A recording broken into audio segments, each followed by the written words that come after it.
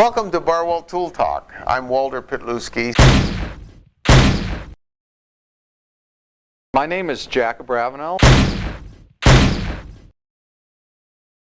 Let's talk tools.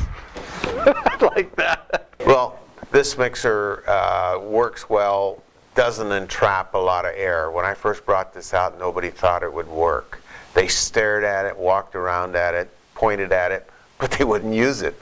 So over years, finally people started to try it, and all it's required to do is mix the grout with the water, and you don't want to entrap the air. The more air you entrap, the weaker the grout becomes.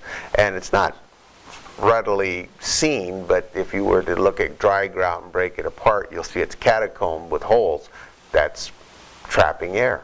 And this works really well, and this gets to the bottom of the bucket and there's no dry spots, but it's not aggressive and it doesn't start peeling the HDPE plastic off the sides and getting it in the grout. I came up with this design one day, and this is just incredible. It'll mix wall mud, it'll mix deck mud for your shower in a 5-gallon bucket, and you just can't believe how well it'll mix it and fast. Have you done that?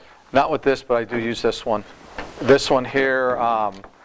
That'll work too, but this works better for mixing mud. I never tried one of And those. I don't mean thin set, I mean dry pack or wall mud. I've used this one here to give you an idea of the durability, to put in a whole backyard of fence posts. And it's a good little Oh, you're mixer. the one that called after 4 years and wanted it replaced because yeah, it well, wore it fell 50%? It fell apart. I need But customers a like good this. tip on this, and I don't know if many guys, when they're using this to mix grout or thin set, I always have another 5-gallon bucket next to that bucket to dip this in there, and you just hit it with your drill and you spin it in the water and it cleans it up.